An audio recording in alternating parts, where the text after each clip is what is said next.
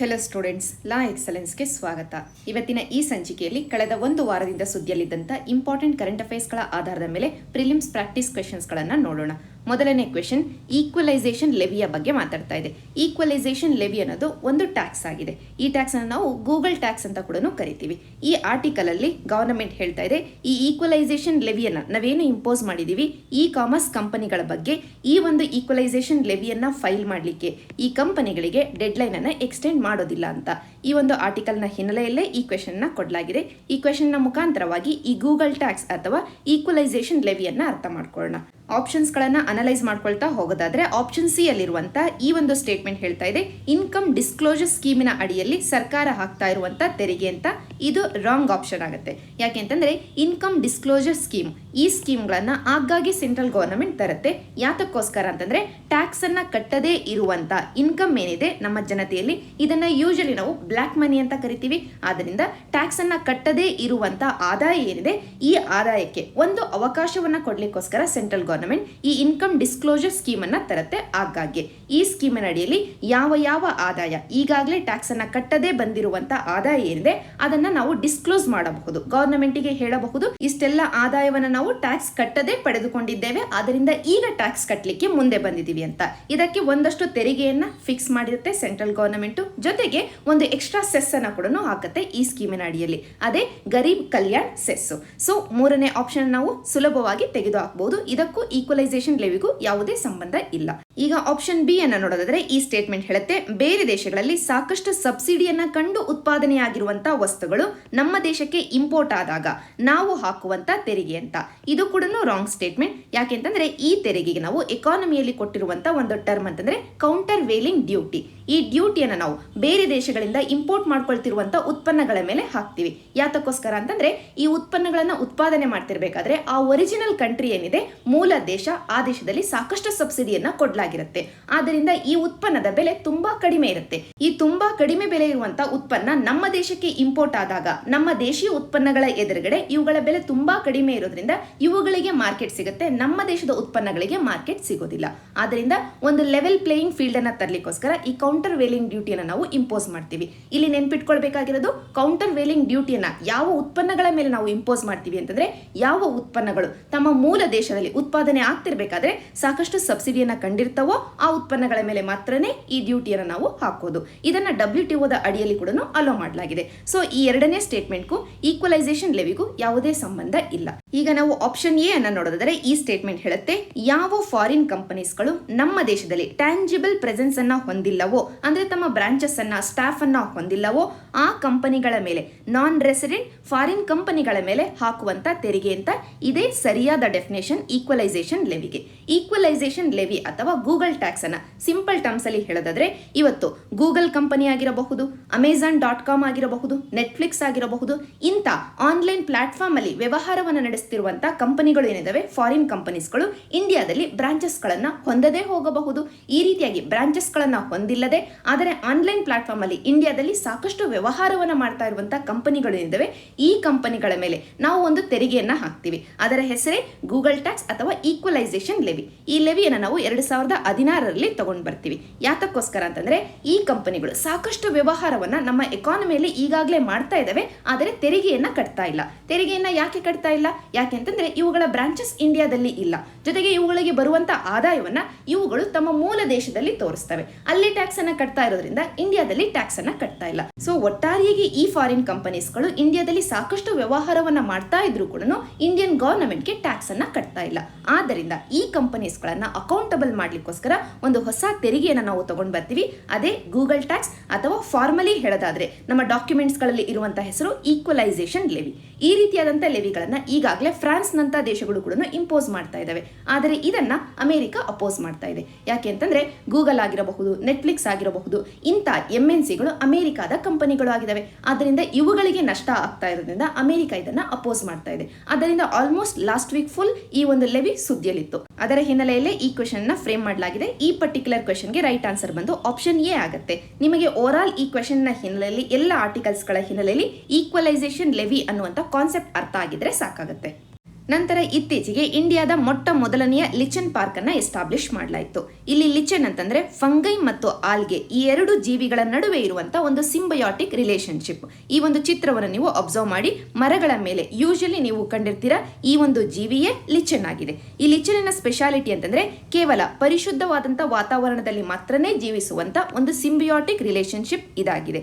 ಅಂದ್ರೆ ಈಗ ಆ ವಾತಾವರಣದಲ್ಲಿರುವಂತಹ ಗಾಳಿ ಏನಾದ್ರೂ ಮಾಲಿನ್ಯ ಆಗಿದ್ದೆ ಆದ್ರೆ ಆ ಒಂದು ಲಿಚನ್ನ ಬೆಳವಣಿಗೆ ಕಡಿಮೆ ಆಗುತ್ತೆ. ಇದರ ಅರ್ಥ ಏನು? ನಾವು ಲಿಚನ್ಸ್ ಗಳನ್ನ ಪೊಲ್ಯೂಷನ್ ಇಂಡಿಕೇಟರ್ಸ್ ಗಳಾಗಿ ಬಳಕೆ ಮಾಡ್ಕೊಳ್ಬಹುದು. ಒಂದು ಪ್ರದೇಶದಲ್ಲಿ ವಾತಾವರಣ ಪರಿಶುದ್ಧವಾಗಿ ಇದೆಯೋ ಅಥವಾ ಮಾಲಿನ್ಯಕಾರಕವಾಗಿ ಇದೆಯೋ ಅಂತ ಟೆಸ್ಟ್ ಮಾಡ್ಲಿಕ್ಕೆ ಲಿಚನ್ ಅನ್ನು ನಾವು ಬಳಕೆ ಮಾಡ್ಕೊಳ್ಬಹುದು. ಅದರ ಹಿನ್ನೆಲೆಯಲ್ಲೇ ನಮಗೆ ಲಿಚನ್ ಸಾಕಷ್ಟು ಸುದ್ದಿಯಲ್ಲಿರುತ್ತೆ. ಜೊತೆಗೆ ಪರಿಸರದ ವಿಷಯದಲ್ಲಿ ಕೂಡ ಲಿಚನ್ ತನ್ನದೇ ಆದಂತ ನಿಶ್ ಏರಿಯಾವನ್ನ ಹೊಂದಿದೆ. ಈ ಎಲ್ಲದರ ಹಿನ್ನೆಲೆಯಲ್ಲೇ ಲಿಚನ್ಸ್ ಗಳ ವಿಷಯವಾಗಿ ಜನತೆಯಲ್ಲಿರುವಂತಹ ಜಾಗೃತಿಯನ್ನ ಜಾಸ್ತಿ ಮಾಡ್ಲಿಕ್ಕೋಸ್ಕರ, ಈ ಲಿಚನ್ಸ್ ಗಳನ್ನ ಸಂರಕ್ಷಣೆ ಮಾಡ್ಲಿಕ್ಕೋಸ್ಕರ ಮತ್ತು ಈ ಲಿಚನ್ಸ್ ಗಳನ್ನ ಕಲ್ಟಿವೇಟ್ ಮಾಡ್ಲಿಕ್ಕೋಸ್ಕರ ಇಂಡಿಯಾ ತನ್ನದೇ ಆದಂತ ಮೊಟ್ಟ ಮೊದಲನೆಯ ಲಿಚನ್ ಪಾರ್ಕ್ ಅನ್ನ ಇತ್ತೀಚೆಗೆ ಎಸ್ಟಾಬ್ಲಿಷ್ ಮಾಡ್ತು. ಯಾವ ರಾಜ್ಯದಲ್ಲಿ ಅಂತ ಈ ಕ್ವೆಶನ್ ಕೇಳ್ತಾ ಇದೆ. ಯಾವ ರಾಜ್ಯದಲ್ಲಿ ಅಂತಂದ್ರೆ ಉತ್ತರಾಖಂಡ್ ಅಲ್ಲಿ. Very important topic. ಆಲ್ಮೋಸ್ಟ್ ಇದೇ ರೀತಿಯಾಗಿ ಸಿಂಪಲ್ ಆಗಿರುವಂತಹ ಕ್ವೆಶನ್ ನ UPSC ಕೇಳಬಹುದು. ಆದ್ದರಿಂದ ನೆನ್ಪಿಟ್ಕೊಳ್ಬೇಕು, ಇಂಡಿಯಾದ ಮೊಟ್ಟ ಮೊದಲನೆಯ ಲಿಚನ್ ಪಾರ್ಕ್ ಯಾವ ರಾಜ್ಯದಲ್ಲಿ ಎಸ್ಟಾಬ್ಲಿಷ್ ಆಯಿತು ಅಂತಂದ್ರೆ ಉತ್ತರಾಖಂಡ್ ಅಲ್ಲಿ. ನಂತರ ಲಾಸ್ಟ್ ವೀಕ್ ಜುಲೈ 4ನೇ ತಾರೀಕು ಗುರು ಪೌರ್ಣಮಿಯ ದಿನದಂದು ಪ್ರೆಸಿಡೆಂಟ್ ಅವರು ಧರ್ಮಚಕ್ರ ಡೇ ಅನ್ನ ಇನಾಗ್ರೇಟ್ ಮಾಡ್ತಾರೆ. ಅದರ ಬಗ್ಗೆನೇ PIB ಯಲ್ಲಿ ಈ ಆರ್ಟಿಕಲ್ ಬಂದಿತ್ತು. ಅದರ ಹಿನ್ನೆಲೆಯಲ್ಲೇ ಈ ಕ್ವೆಶನ್ ನ ಕೊಡಲಾಗಿದೆ. ಮೊದಲನೇ ಸ್ಟೇಟ್ಮೆಂಟ್ ಹೇಳುತ್ತೆ, ಈ ಧರ್ಮಚಕ್ರ ಡೇ ಅನ್ನ ನಾವು ಬುದ್ಧನಿಗೆ ಎನ್ಲೈಟನ್ಮೆಂಟ್ ಆದಂತ, ಜ್ಞಾನೋದಯ ಆದಂತ ಡೇ ಅನ್ನ ಮಾರ್ಕ್ ಮಾಡ್ಲಿಕ್ಕೋಸ್ಕರ ಸೆಲೆಬ್ರೇಟ್ ಮಾಡ್ತೀವಿ ಅಂತ. ಇದು ರಾಂಗ್ ಸ್ಟೇಟ್ಮೆಂಟ್. ಧರ್ಮಚಕ್ರ ಡೇ ಅಂತಂದ್ರೆ ಬುದ್ಧನು ತನ್ನ ಮೊಟ್ಟ ಮೊದಲನೆಯ ಸರ್ಮನ್ ಅನ್ನ ಕೊಟ್ಟಂತ ದಿನವನ್ನ ಮಾರ್ಕ್ ಮಾಡ್ಲಿಕ್ಕೋಸ್ಕರ ನಾವು ಸೆಲೆಬ್ರೇಟ್ ಮಾಡುವಂತ ದಿನ ಆಗಿದೆ. ಆಷಾಢ ಪೌರ್ಣಮಿಯ ದಿನದಂದು, ಗುರು ಪೌರ್ಣಮಿಯ ದಿನದಂದು ಈ ಧರ್ಮಚಕ್ರ ಡೇ ಅನ್ನು ನಾವು ಸೆಲೆಬ್ರೇಟ್ ಮಾಡ್ತೀವಿ. ಇದನ್ನ ಸೆಲೆಬ್ರೇಟ್ ಮಾಡ್ಲಿಕ್ಕೆ, ಇದರ ಸೆಲೆಬ್ರೇಷನ್ ಅನ್ನ ಆರ್ಗನೈಸ್ ಮಾಡೋದು ಮಿನಿಸ್ಟ್ರಿ ಆಫ್ ಕಲ್ಚರ್ ಮತ್ತು ಇಂಟರ್ನ್ಯಾಷನಲ್ ಬುದ್ಧಿಸ್ಟ್ ಕಾನ್ಫೆಡರೇಷನ್. ಅದರಿಂದ ಮೊದಲನೇ ಸ್ಟೇಟ್ಮೆಂಟ್ ರಾಂಗ್ ಆಗುತ್ತೆ. ಧರ್ಮಚಕ್ರ ಪ್ರವರ್ತನ ಅನ್ನೋದು ಬುದ್ಧಿಸಂ ಅಲ್ಲಿ ವೆರಿ ಇಂಪಾರ್ಟೆಂಟ್ ಟರ್ಮ್. ಧರ್ಮಚಕ್ರ ಪ್ರವರ್ತನ ಅಂತಂದ್ರೆ ಬುದ್ಧನಿಗೆ ಜ್ಞಾನೋದಯವಾದ ನಂತರ ಸಾರನಾಥ್ ಅಲ್ಲಿ ಬುದ್ಧ ತನ್ನ ಕಡೆಯಿಂದ ಒಂದು ಫಸ್ಟ್ ಸರ್ಮನ್ ಅನ್ನ ಕೊಡ್ತಾನೆ. ಆ ಫಸ್ಟ್ ಸರ್ಮನ್ ಅನ್ನೇ ನಾವು ಧರ್ಮಚಕ್ರ ಪ್ರವರ್ತನ ಅಂತ ಕರಿತೀವಿ. ಅಂದ್ರೆ ಬುದ್ಧ ಧರ್ಮದ ಚಕ್ರ ಏನಿದೆ ಅದನ್ನ ತಿರುಗಿಸಿದ ಅನ್ನುವ ಅರ್ಥದಲ್ಲಿ ಈ ಧರ್ಮಚಕ್ರ ಪ್ರವರ್ತನ ಅನ್ನುವಂತ ಟರ್ಮ್ ಅನ್ನ ಹೇಳ್ತಾರೆ ಬುದ್ಧಿಸಂ ಅಲ್ಲಿ. ಇದರ ಅರ್ಥ ಬುದ್ಧನ ಫಸ್ಟ್ ಸರ್ಮನ್. ಅದೇ ರೀತಿಯಾಗಿ ಬುದ್ಧನಿಗೆ ಜ್ಞಾನೋದಯ ಆದದನ್ನ ನಿರ್ವಾಣ ಅನ್ನುವಂತ ಹೆಸರಿಂದ ಕರೀತಾರೆ. ಅದೇ ರೀತಿಯಾಗಿ ಬುದ್ಧನ ಮರಣವನ್ನ ಪರಿನಿರ್ವಾಣ ಅನ್ನುವಂತ ಹೆಸರಿಂದ ಕರೀತಾರೆ. ಸೊ ಈ ಟರ್ಮ್ಸ್ ಗಳು ನಮಗೆ ನೆನಪಿರಬೇಕು ಪ್ರಿಲಿಮ್ಸ್ ಪರ್ಸ್ಪೆಕ್ಟಿವ್ ಅಲ್ಲಿ. ಈಗ ಎರಡನೇ ಸ್ಟೇಟ್ಮೆಂಟ್ ಅನ್ನ ನೋಡೋದಾದ್ರೆ, ಹಿಂದೂ ಕ್ಯಾಲೆಂಡರ್ ಅಲ್ಲಿ ಈ ಗುರು ಪೌರ್ಣಮಿಯನ್ನ, ಆಷಾಢ ಪೌರ್ಣಮಿಯನ್ನ ನಾವು ಗುರು ಪೌರ್ಣಿಮೆ ಅಂತ ಸೆಲೆಬ್ರೇಟ್ ಮಾಡ್ತೀವಿ ಹಿಂದೂಯಿಸಂ ಅಲ್ಲಿ ಮತ್ತು ಬುದ್ಧಿಸಂ ಅಲ್ಲಿ. ಈಗ ಹಿಂದೂಯಿಸಂ ಅಲ್ಲಿ ಈ ಗುರು ಪೌರ್ಣಿಮೆಯನ್ನ ಮಹರ್ಷಿ ವೇದವ್ಯಾಸರಿಗೆ ಡೆಡಿಕೇಟ್ ಮಾಡಲಾಗಿದೆ ಅಂತ. ಇದು ರೈಟ್ ಸ್ಟೇಟ್ಮೆಂಟ್. ಮಹರ್ಷಿ ವೇದವ್ಯಾಸರು ವೇದಗಳನ್ನ ರಚಿಸಿದ್ರು, 18 ಪುರಾಣಗಳನ್ನ ರಚಿಸಿದ್ರು, ಮಹಾಭಾರತವನ್ನ ರಚಿಸಿದ್ರು ಮತ್ತು ಶ್ರೀಮದ್ ಭಾಗವತವನ್ನ ಕೂಡ ರಚಿಸಿದ್ರು ಅನ್ನುವಂತ ನಂಬಿಕೆ ಇದೆ. ಅದರ ಹಿನ್ನೆಲೆಯಲ್ಲೇ ಮಹರ್ಷಿ ವೇದವ್ಯಾಸರಿಗೆ ಈ ಗುರು ಪೌರ್ಣಮಿಯನ್ನ ಡೆಡಿಕೇಟ್ ಮಾಡಲಾಗಿದೆ. ಸೊ ಎರಡನೇ ಸ್ಟೇಟ್ಮೆಂಟ್ ಕರೆಕ್ಟ್ ಆಗುತ್ತೆ. ಈ ಪರ್ಟಿಕ್ಯುಲರ್ ಕ್ವೆಶನ್ ಗೆ ರೈಟ್ ಆನ್ಸರ್ ಬಂದು ಆಪ್ಷನ್ ಬಿ 2 ಓನ್ಲಿ ಆಗುತ್ತೆ. ಈ ಎಲ್ಲ ಇನ್ಫಾರ್ಮೇಶನ್ ನಾವು PIB ಯಲ್ಲಿ ಬಂದಂತ ಈ ಆರ್ಟಿಕಲ್ ಅಲ್ಲಿ ನೋಡಬಹುದು. ಆದ್ದರಿಂದನೇ ಈ ಇನ್ಫಾರ್ಮೇಶನ್ಸ್ ನ ಆಧಾರದ ಮೇಲೆ ಈ ಪರ್ಟಿಕ್ಯುಲರ್ ಕ್ವೆಶನ್ ಅನ್ನ ಫ್ರೇಮ್ ಮಾಡಲಾಗಿದೆ. ನಂತರ ಇತ್ತೀಚೆಗೆ ಮಧ್ಯಪ್ರದೇಶ ರಾಜ್ಯದಲ್ಲಿ ಕೌನ್ಸಿಲ್ ಆಫ್ ಮಿನಿಸ್ಟರ್ ಮಂತ್ರಿ ಮಂಡಳ ಏನಿದೆ ಇದನ್ನ ಎಕ್ಸ್ಪ್ಯಾಂಡ್ ಮಾಡಲಾಯಿತು. ಆದರೆ ಈ ಎಕ್ಸ್ಪ್ಯಾನ್ಷನ್ ಅನ್ನ ಅಪೋಸಿಷನ್ ಪಾರ್ಟಿಗಳು ಹೇಳ್ತವೆ ಅನ್ಕಾನ್ಸ್ಟಿಟ್ಯೂಷನಲ್ ಅಂತ. ಯಾಕೆ ಅಂತಂದ್ರೆ ಈ ಕೌನ್ಸಿಲ್ ಆಫ್ ಮಿನಿಸ್ಟರ್ಸ್ ಎಷ್ಟು ಸ್ಟ್ರೆಂತ್ ಅನ್ನ ಹೊಂದಿರಬೇಕು ಅಂತ ಕಾನ್ಸ್ಟಿಟ್ಯೂಷನ್ ಆರ್ಟಿಕಲ್ 164 ಕ್ಲಾಸ್ 1A ನಲ್ಲಿ ಹೇಳುತ್ತೆ. ಆದರೆ ಈಗ ಮಧ್ಯಪ್ರದೇಶದಲ್ಲಿ ಆ ಸ್ಟ್ರೆಂತ್ ಅನ್ನ ಎಕ್ಸೀಡ್ ಮಾಡಲಾಗ್ತಾ ಇದೆ. ಆದ್ದರಿಂದ ಇದು ಅನ್ಕಾನ್ಸ್ಟಿಟ್ಯೂಷನಲ್ ಅಂತ ಅಪೋಸಿಷನ್ ಪಾರ್ಟಿಗಳು ಹೇಳಿದ್ವು. ಅದರ ಹಿನ್ನೆಲೆಯಲ್ಲಿ ಈ ಕ್ವೆಶನ್ ನ ಕೊಡಲಾಗಿದೆ. ಮೊದಲನೇ ಸ್ಟೇಟ್ಮೆಂಟ್ ಹೇಳುತ್ತೆ, strength of council of ministers, ಮಂತ್ರಿ ಮಂಡಲದ ಸ್ಟ್ರೆಂತ್ ಎಷ್ಟಿರಬಹುದು ಅಂತಂದ್ರೆ ಆ ಪರ್ಟಿಕ್ಯುಲರ್ ಸ್ಟೇಟ್ ಲೆಜಿಸ್ಲೇಟಿವ್ ಅಸೆಂಬ್ಲಿಯ 15% ಅಷ್ಟು ಇರಬಹುದು. ಇದಕ್ಕಿಂತ ಜಾಸ್ತಿ ಇರಬಾರದು ಅಂತ ಕಾನ್ಸ್ಟಿಟ್ಯೂಷನ್ ಹೇಳುತ್ತೆ ಅಂತ.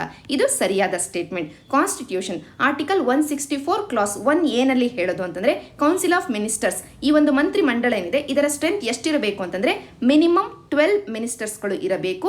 ಮ್ಯಾಕ್ಸಿಮಮ್ ಎಷ್ಟು ಅಂತಂದ್ರೆ ಆ ಪರ್ಟಿಕ್ಯುಲರ್ ರಾಜ್ಯದ ಅಸೆಂಬ್ಲಿ ಏನಿದೆ ಈ ಅಸೆಂಬ್ಲಿಯ ಸ್ಟ್ರೆಂತಿನ 15% ಅಷ್ಟು ಮಾತ್ರನೇ ಇರಬಹುದು. ಅಂದ್ರೆ 15% ಗಿಂತ ಜಾಸ್ತಿ ಇರಬಾರದು ಈ ಮಂತ್ರಿಗಳ ಸಂಖ್ಯೆ ಅನ್ನುವಂತ ಮಾತನ್ನ ಕಾನ್ಸ್ಟಿಟ್ಯೂಷನ್ ಹೇಳುತ್ತೆ. ಸೊ ಮೊದಲನೇ ಸ್ಟೇಟ್ಮೆಂಟ್ ಕರೆಕ್ಟ್ ಆಗುತ್ತೆ. ಎರಡನೇ ಸ್ಟೇಟ್ಮೆಂಟ್ ಅನ್ನು ನೋಡಿದ್ರೆ ಈ ಸ್ಟೇಟ್ಮೆಂಟ್ ಹೇಳುತ್ತೆ ಇಲ್ಲಿ ಮಿನಿಸ್ಟರ್ಸ್ ಗಳು ಕನಿಷ್ಠ ಎಷ್ಟಿರಬೇಕು ಅಂತಂದ್ರೆ 12 ಅಂತ. ಇದು ಕೂಡ ಸರಿಯಾದ ಸ್ಟೇಟ್ಮೆಂಟ್ ಆಗುತ್ತೆ. ಸೊ ಈ ಪರ್ಟಿಕ್ಯುಲರ್ ಕ್ವೆಶನ್ ಗೆ ರೈಟ್ ಆನ್ಸರ್ ಬಂದು ಆಪ್ಷನ್ ಸಿ ಬೋತ್ 1 and 2 ಆಗುತ್ತೆ. ಈ ಕ್ವೆಶನ್ ಅನ್ನ ಕೊಟ್ಟಿರುವ ಉದ್ದೇಶ ಅಂತಂದ್ರೆ ಕೌನ್ಸಿಲ್ ಆಫ್ ಮಿನಿಸ್ಟರ್ಸಿನ ಸ್ಟ್ರೆಂತ್ ಮಿನಿಮಮ್ ಎಷ್ಟಿರಬೇಕು, ಮ್ಯಾಕ್ಸಿಮಮ್ ಎಷ್ಟಿರಬೇಕು ಇದು ನಿಮಗೆ ತಿಳಿದಿರಬೇಕು. Maximum 15% of the assembly, minimum 12. ಇದು ಯೂಶಲಿ ನಿಮಗೆ ಮಿಸ್ ಆಗುವಂತ ಪಾಯಿಂಟ್. ಆದ್ದರಿಂದ ಮಿನಿಮಮ್ 12 ಮಿನಿಸ್ಟರ್ಸ್ ಇರಬೇಕು ಅಂತ ಕಾನ್ಸ್ಟಿಟ್ಯೂಷನ್ ಎಕ್ಸ್ಪ್ಲಿಸಿಟ್ ಆಗಿ ಹೇಳುತ್ತೆ. ಈ ಪ್ರಾವಿಷನ್ ಅನ್ನು ನಾವು ಇನ್ಕ್ಲೂಡ್ ಮಾಡೋದು ನಮ್ಮ ಕಾನ್ಸ್ಟಿಟ್ಯೂಷನ್ಗೆ 2003ರಲ್ಲಿ 91st ಕಾನ್ಸ್ಟಿಟ್ಯೂಷನಲ್ ಅಮೆಂಡ್ಮೆಂಟ್ ಆಕ್ಟಿನ ಮುಖಾಂತರವಾಗಿ. ಜೊತೆಗೆ ಇನ್ನೊಂದು ಎಕ್ಸ್ಟ್ರಾ ಪಾಯಿಂಟ್ ಅಂತಂದ್ರೆ ಡೆಲ್ಲಿಯ ವಿಷಯವಾಗಿ, ಡೆಲ್ಲಿಯಲ್ಲಿ ಕೂಡ ಸ್ಟೇಟ್ ಲೆಜಿಸ್ಲೇಟಿವ್ ಅಸೆಂಬ್ಲಿ ಇದೆ. ಈ ಒಂದು ಡೆಲ್ಲಿಯ ವಿಷಯವಾಗಿ ಕೌನ್ಸಿಲ್ ಆಫ್ ಮಿನಿಸ್ಟರ್ಸಿನ ಸ್ಟ್ರೆಂತ್ ಬಂದು 10% ಆಫ್ ದಿ ಅಸೆಂಬ್ಲಿ. ಇದನ್ನ ನೀವು ನೆನ್ಪಿಟ್ಕೊಳ್ಬೇಕು. ಎಲ್ಲ ರಾಜ್ಯಗಳ ವಿಷಯಕ್ಕೆ ಬಂದಿದ್ದಾರೆ maximum 15% of the strength of the assembly ಹೇಳ್ತೀವಿ. ಅದೇ ಡೆಲ್ಲಿ ಯೂನಿಯನ್ ಟೆರಿಟರಿಗೆ ಬಂದಿದ್ದಾರೆ ಕೇವಲ 10% ಮಾತ್ರನೇ. ಇಷ್ಟು ಕ್ಲಾರಿಟಿ ಈ ಟಾಪಿಕ್ನ ಹಿನ್ನೆಲೆಯಲ್ಲಿ ಇದ್ರೆ ಸಾಕಾಗುತ್ತೆ. ನಂತರ ಇತ್ತೀಚೆಗೆ ಭೂತಾನ್ ದೇಶ UNDPಯ ಅಡಿಯಲ್ಲಿರುವಂತಹ ಒಂದು ಫಂಡ್ ಗ್ಲೋಬಲ್ ಎನ್ವಿರಾನ್ಮೆಂಟ್ ಫೆಸಿಲಿಟಿ ಅಂತ, ಈ ಒಂದು ಫೆಸಿಲಿಟಿಯ ಮುಖಾಂತರವಾಗಿ ತನ್ನ ದೇಶದಲ್ಲಿ ಲೊಕೇಟ್ ಆಗಿರುವಂತಹ ಸಾಕ್ಟೆಂಗ್ ವೈಲ್ಡ್ ಲೈಫ್ ಸ್ಯಾಂಚುರಿಗೆ ಫಂಡ್ಸ್ ಅನ್ನ ಪಡೆದುಕೊಳ್ಬೇಕು ಅಂತ ನೋಡ್ತಾ ಇತ್ತು. ಆ ಒಂದು ಮೀಟಿಂಗ್ನ ಸಂದರ್ಭದಲ್ಲೇ ಈ ವೈಲ್ಡ್ ಲೈಫ್ ಸ್ಯಾಂಚುರಿಗೆ ಗ್ಲೋಬಲ್ ಎನ್ವಿರಾನ್ಮೆಂಟ್ ಫೆಸಿಲಿಟಿ ಫಂಡ್ಸ್ ಅನ್ನ ಕೊಡಬಾರದು ಅನ್ನುವಂತ ಮಾತನ್ನ ಚೈನಾ ಹೇಳುತ್ತೆ. ಯಾಕೆಂತಂದ್ರೆ ಚೈನಾದ ಪ್ರಕಾರವಾಗಿ ಈ ಸಾಕ್ಟೆಂಗ್ ವೈಲ್ಡ್ ಲೈಫ್ ಸ್ಯಾಂಚುರಿ ಅನ್ನೋದು ಡಿಸ್ಪ್ಯೂಟೆಡ್ ಏರಿಯಾ ಆಗಿದೆ ಚೈನಾ ಮತ್ತು ಭೂತಾನಿನ ನಡುವೆ ಅಂತ. ಆದರೆ ಈ ಮ್ಯಾಪ್ ಅಲ್ಲಿ ನೀವು ಅಬ್ಸರ್ವ್ ಮಾಡಿದ್ದೆ ಈ Sakteng wild life sanctuary locate ಆಗಿರೋದು ಇಂಡಿಯಾ ಮತ್ತು ಭೂತಾನಿನ ಬಾರ್ಡರ್ ಅಲ್ಲಿ. ಇದರ ಅರ್ಥ ಏನು? ಈ ಒಂದು ವೈಲ್ಡ್ ಲೈಫ್ ಸ್ಯಾಂಚುರಿಯ ಪ್ರದೇಶ ಚೈನಾದ ಜೊತೆಗೆ ಯಾವುದೇ ಬಾರ್ಡರ್ ಅನ್ನ ಹೊಂದಿಲ್ಲ ಅಂದ್ರೂ ಕೂಡ ಚೈನಾ ಇಲ್ಲಿ ಅಬ್ಜೆಕ್ಷನ್ ಅನ್ನ ರೈಸ್ ಮಾಡಿದೆ. ಚೈನಾ ಹೇಳುತ್ತೆ ಬಾರ್ಡರ್ ಡಿಸ್ಪ್ಯೂಟ್ ಅಲ್ಲಿ ಇನ್ಕ್ಲೂಡ್ ಆಗಿದೆ ಈ ಪ್ರದೇಶ ಅಂತ. ಇದರ ಅರ್ಥ ಏನು ಅಂತಂದ್ರೆ ಚೈನಾ ಅರುಣಾಚಲ್ ಪ್ರದೇಶನ ತನ್ನ ಭಾಗ ಅಂತ ಹೇಳ್ಕೊಳ್ಳುತ್ತೆ. ಆ ಕಾರಣಕ್ಕೋಸ್ಕರನೇ ಅರುಣಾಚಲ್ ಪ್ರದೇಶನ ಜೊತೆಗೆ ಬಾರ್ಡರ್ ಅನ್ನ ಹೊಂದಿರುವಂತ ಈ ಸಾಕ್ಟೆಂಗ್ ವೈಲ್ಡ್ ಲೈಫ್ ಸ್ಯಾಂಚುರಿ ತನಗೆ ಬಿಲಾಂಗ್ ಆಗಿದ್ದು ಅಥವಾ ಚೈನಾ ಮತ್ತು ಭೂತಾನಿನ ನಡುವೆ ಈಗ ಸದ್ಯಕ್ಕೆ ಬಾರ್ಡರ್ ಡಿಸ್ಪ್ಯೂಟ್ ಅಲ್ಲಿ ಇರುವಂತ ಒಂದು ಡಿಸ್ಪ್ಯೂಟೆಡ್ ಏರಿಯಾ ಅನ್ನುವಂತ ಮಾತನ್ನ ಚೈನಾ ಹೇಳುತ್ತೆ. ಈ ಟಾಪಿಕ್ ನಮಗೆ ಇಂಪಾರ್ಟೆಂಟ್ ಆಗುತ್ತೆ. ಯಾಕೆ ಅಂತಂದ್ರೆ ಇಲ್ಲಿಯವರೆಗೂ ಚೈನಾ ಮತ್ತು ಭೂತಾನ್ ನಡುವೆ ಬಾರ್ಡರ್ ಡಿಸ್ಪ್ಯೂಟ್ ಅಲ್ಲಿ ಇರುವಂತ ಏರಿಯಾಗಳು ಕೇವಲ 3 ಏರಿಯಾಗಳು ಮಾತ್ರನೇ.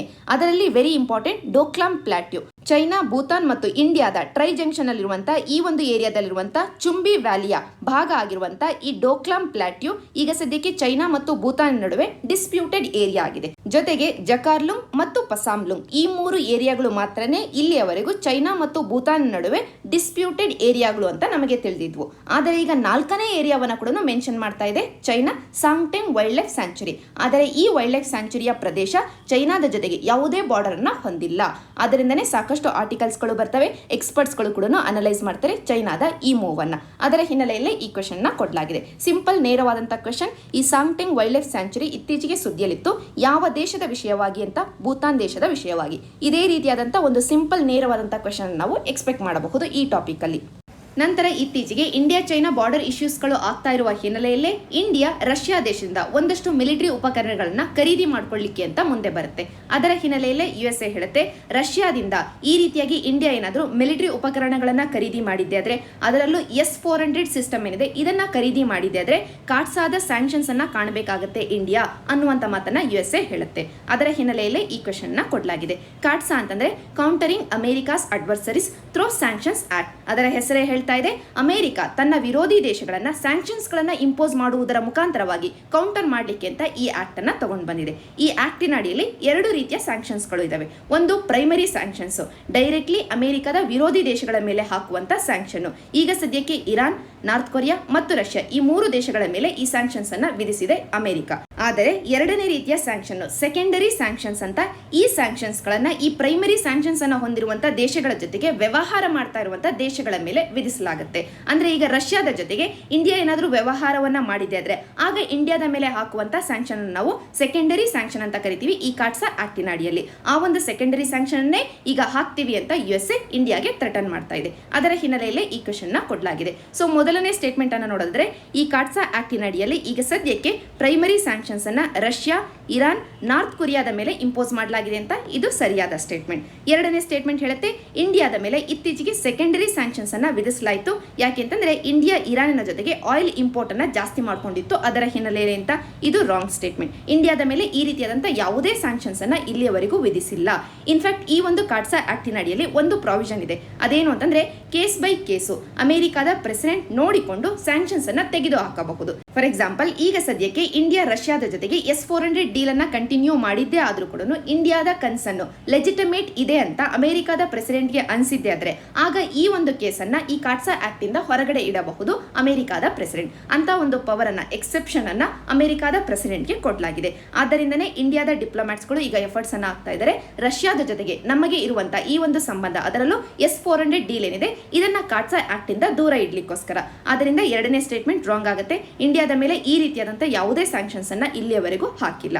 ಸೊ ಈ ಪರ್ಟಿಕ್ಯುಲರ್ ಕ್ವೆಶ್ಚನ್ಗೆ ರೈಟ್ ಆನ್ಸರ್ ಬಂದು ಆಪ್ಷನ್ ಎ ಆಗುತ್ತೆ. ಈ ರೀತಿಯಾದಂತಹ ಸ್ಪೆಸಿಫಿಕ್ ಕ್ವೆಶನ್ಸ್ ಗಳನ್ನು ನಾವು UPSC ಪ್ರಿಲಿಮ್ಸ್ ಅಲ್ಲಿ ಹೆಚ್ಚಾಗಿ ಎಕ್ಸ್ಪೆಕ್ಟ್ ಮಾಡ್ಲಿಕ್ಕೆ ಆಗೋದಿಲ್ಲ. ಯಾಕೆಂತಂದ್ರೆ ಈ ಕಾಟ್ಸಾ ಆಕ್ಟ್ ಅನ್ನೋದು USA ಸ್ಪೆಸಿಫಿಕ್ ಆಗಿರುವಂತಹ ಕಾನೂನು ಆಗಿದೆ. ಇದರ ಬಗ್ಗೆ ಹೆಚ್ಚಿನ ಡೀಟೇಲ್ಸ್ ನಮಗೆ ಗೊತ್ತಿರಬೇಕು ಅನ್ನುವಂತ ಎಕ್ಸ್ಪೆಕ್ಟೇಷನ್ ಇಲ್ಲ. ಆದ್ದರಿಂದ ಈ ಕಾಟ್ಸಾ ಅನ್ನುವಂತ ಟರ್ಮ್ ನಿಮಗೆ ಅರ್ಥ ಆಗಿರಬೇಕು ಅಥವಾ ಈ ಕಾಟ್ಸಾ ಆಕ್ಟಿನ ಅಡಿಯಲ್ಲಿರುವಂತಹ ಮೇಜರ್ ಪ್ರಾವಿಷನ್ಸ್ಗಳು ನಿಮಗೆ ಅರ್ಥ ಆಗಿರಬೇಕು ಅನ್ನುವ ಹಿನ್ನೆಲೆಯಲ್ಲಿ ಮಾತ್ರನೇ ಈ ಕ್ವೆಶ್ಚನ್ ಅನ್ನ ಕೊಡಲಾಗಿದೆ.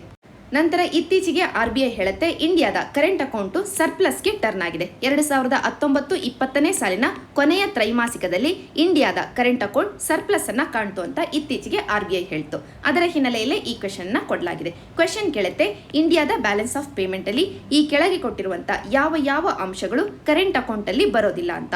ಈಗ ನಾವು ಕರೆಂಟ್ ಅಕೌಂಟ್ ಮತ್ತು ಕ್ಯಾಪಿಟಲ್ ಅಕೌಂಟ್ ಅನ್ನ ಒಂದು ಬಾರಿ ನೋಡೋದಾದ್ರೆ ಈಗಾಗಲೇ ವೀಕ್ಲಿ ಕರೆಂಟ್ ಅಫೇರ್ಸ್ ಅಲ್ಲಿ ಡಿಸ್ಕಸ್ ಮಾಡಿದೀವಿ. ಬ್ಯಾಲೆನ್ಸ್ ಆಫ್ ಪೇಮೆಂಟ್ ಅನ್ನು ನಾವು ಪಾವತಿ ಶಿಲ್ಕು ಅಂತ ಕರಿತೀವಿ. ಬ್ಯಾಲೆನ್ಸ್ ಆಫ್ ಪೇಮೆಂಟ್ ಅಂತಂದ್ರೆ ಒಂದು ದೇಶದ ಎಕಾನಮಿ ರೆಸ್ಟ್ ಆಫ್ ದಿ ವರ್ಲ್ಡಿನ ಜೊತೆಗೆ ಅಂದ್ರೆ ಬೇರೆ ಬೇರೆ ದೇಶಗಳ ಜೊತೆಗೆ ಮಾಡುವಂತ ವ್ಯವಹಾರಗಳ ಒಂದು ಲಿಸ್ಟ್ ಅನ್ನ ಹೊಂದಿರುವಂತ ಒಂದು ಪುಸ್ತಕ. ಈ ಒಂದು ಡಾಕ್ಯುಮೆಂಟ್ ಅಲ್ಲಿ ಇಂಡಿಯಾ ಬೇರೆ ದೇಶಗಳ ಜೊತೆಗೆ ಯಾವ ರೀತಿಯಾಗಿ ಟ್ರಾನ್ಸಾಕ್ಟ್ ಮಾಡ್ತಾ ಇದೆ, ಎಕ್ಸ್ಪೋರ್ಟ್ ಎಷ್ಟರ ಮಟ್ಟಿಗೆ ಮಾಡ್ತಾ ಇದೆ, ಇಂಪೋರ್ಟ್ ಎಷ್ಟರ ಮಟ್ಟಿಗೆ ಮಾಡ್ತಾ ಇದೆ, ಇಂಡಿಯಾ ಬೇರೆ ದೇಶಗಳಲ್ಲಿ ಎಷ್ಟು ಹೂಡಿಕೆಯನ್ನ ಮಾಡ್ತಾ ಇದೆ ಅಥವಾ ಬೇರೆ ದೇಶಗಳಿಗೆ ಎಷ್ಟು ಸಾಲವನ್ನ ಕೊಡ್ತಾ ಇದೆ, ಅದೇ ರೀತಿಯಾಗಿ ಇಂಡಿಯಾಕ್ಕೆ ಬೇರೆ ದೇಶಗಳು ಎಷ್ಟು ಸಾಲವನ್ನ ಕೊಡ್ತಾ ಇದಾವೆ, ಬಂಡವಾಳ ಹೂಡಿಕೆಯನ್ನ ಮಾಡ್ತಾ ಇದಾವೆ, ಇಷ್ಟೆಲ್ಲ ಡೀಟೇಲ್ಸ್ ಗಳನ್ನ ಹೊಂದಿರುವಂತಹ ಡಾಕ್ಯುಮೆಂಟ್ ಅನ್ನೇ ನಾವು ಬ್ಯಾಲೆನ್ಸ್ ಆಫ್ ಪೇಮೆಂಟ್ ಅಂತ ಕರಿತೀವಿ. ಈ ಬ್ಯಾಲೆನ್ಸ್ ಆಫ್ ಪೇಮೆಂಟ್ ಅಲ್ಲಿ ಫಾರಿನ್ ಇನ್ವೆಸ್ಟ್ಮೆಂಟ್ FDI ಆಗಿರಬಹುದು, FPI ಆಗಿರಬಹುದು, ಇಂಥ ಬಂಡವಾಳ ಹೂಡಿಕೆಗಳು ಮತ್ತು ಸಾಲಗಳು ಎಕ್ಸ್ಟರ್ನಲ್ ಅಸಿಸ್ಟೆನ್ಸ್ ಆಗಿರಬಹುದು, ಕಮರ್ಷಿಯಲ್ ಬಾರೋಯಿಂಗ್ ಆಗಿರಬಹುದು, NRI ಡೆಪಾಸಿಟ್ ಆಗಿರಬಹುದು, ಇವೆಲ್ಲವನ್ನ ನಾವು ಕ್ಯಾಪಿಟಲ್ ಅಕೌಂಟಿನ ಅಡಿಯಲ್ಲಿ ಬರೀತೀವಿ. ಅದೇ ರೀತಿಯಾಗಿ ಕರೆಂಟ್ ಅಕೌಂಟ್ ನಾವು ಗೂಡ್ಸ್ ಗಳನ್ನ ಉತ್ಪನ್ನಗಳನ್ನ ಎಕ್ಸ್ಪೋರ್ಟ್ ಮಾಡೋದು ಮತ್ತು ಇಂಪೋರ್ಟ್ ಮಾಡೋದು ಇಂಥ ಈ ಟ್ರೇಡ್ ಅಲ್ಲಿ ಇರುವಂತಹ ಬ್ಯಾಲೆನ್ಸ್ ಅನ್ನು ನಾವು ಬ್ಯಾಲೆನ್ಸ್ ಆಫ್ ಟ್ರೇಡ್ ಅಂತ ಕರಿತೀವಿ. ಈ ಬ್ಯಾಲೆನ್ಸ್ ಅಲ್ಲಿ ಡೆಫಿಸಿಟ್ ಏನಾದ್ರೂ ಇದ್ದಿದ್ರೆ ಆ ಡೆಫಿಸಿಟ್ ಅನ್ನ ನಾವು ಟ್ರೇಡ್ ಡೆಫಿಸಿಟ್ ಅಂತ ಕರಿತೀವಿ. ಅಂದ್ರೆ ನಮ್ಮ ದೇಶದ ಎಕಾನಮಿ ಉತ್ಪನ್ನಗಳನ್ನ ಎಕ್ಸ್ಪೋರ್ಟ್ ಮಾಡುತ್ತೆ, ಇಂಪೋರ್ಟ್ ಮಾಡುತ್ತೆ, ಈ ಎರಡರ ನಡುವೆ ಇರುವಂತಹ ವ್ಯತ್ಯಾಸ ಏನಿದೆ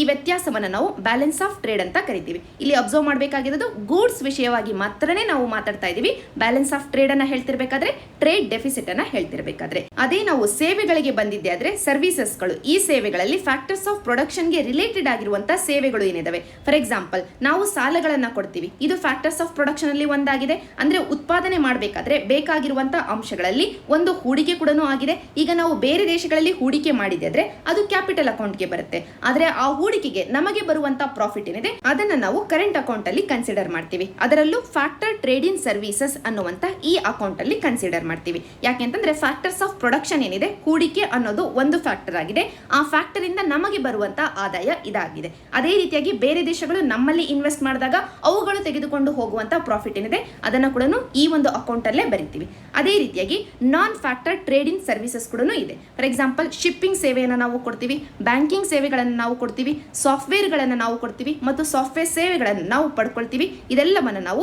ಈ ನಾನ್ ಫ್ಯಾಕ್ಟರ್ ಟ್ರೇಡ್ ಇನ್ ಸರ್ವಿಸಸ್ ಅನ್ನುವಂತ ಅಕೌಂಟಿನ ಅಡಿಯಲ್ಲಿ ಬರೀತೀವಿ. ಅದೇ ರೀತಿಯಾಗಿ ಟ್ರಾನ್ಸ್ಫರ್ಸ್ ಗಳು ಕೂಡ ಬರ್ತವೆ. ಟ್ರಾನ್ಸ್ಫರ್ಸ್ ಗಳು ಒಂದು private transfer payments. For example ನಾನು ಬೇರೆ ದೇಶಗಳಲ್ಲಿರುವಂತಹ ನನ್ನ ರಿಲೇಟಿವ್ಗೆ ಯಾವುದಾದ್ರೂ ಗಿಫ್ಟ್ ಅನ್ನ ಕಳಿಸಿದ್ದೆ ಆದ್ರೆ, ರೆಮಿಟೆನ್ಸಸ್ ಅನ್ನ ಕೊಟ್ಟಿದ್ದೆ ಆದ್ರೆ, ಅಥವಾ ಆ ರಿಲೇಟಿವ್ಸ್ ನನಗೆ ಗಿಫ್ಟ್ ಅನ್ನ ಕಳಿಸಿದ್ದೆ ಆದ್ರೆ, ರೆಮಿಟೆನ್ಸಸ್ ಅನ್ನ ಕಳಿಸಿದ್ದೆ ಆದ್ರೆ ಅಂತ ಒಂದು ಟ್ರಾನ್ಸ್ಫರ್ ಅನ್ನು ನಾವು ಪ್ರೈವೇಟ್ ಟ್ರಾನ್ಸ್ಫರ್ ಪೇಮೆಂಟ್ ಅಂತ ಕರಿತೀವಿ. ಅದೇ ರೀತಿಯಾಗಿ ಅಫಿಷಿಯಲ್ಸ್ ಗಳ ನಡುವೆ ನಡೆಯುವಂತದ್ದು, ಗವರ್ನಮೆಂಟ್ ಮತ್ತು ಗವರ್ನಮೆಂಟ್ ನಡುವೆ ನಡೆಯುವಂತ ಟ್ರಾನ್ಸ್ಫರ್ ಪೇಮೆಂಟ್ ಅನ್ನು ನಾವು ಅಫಿಷಿಯಲ್ ಟ್ರಾನ್ಸ್ಫರ್ ಪೇಮೆಂಟ್ ಅಂತ ಕರಿತೀವಿ. ಇದು ಕೂಡ ಕರೆಂಟ್ ಅಕೌಂಟ್ ಅಲ್ಲೇ ಬರುತ್ತೆ.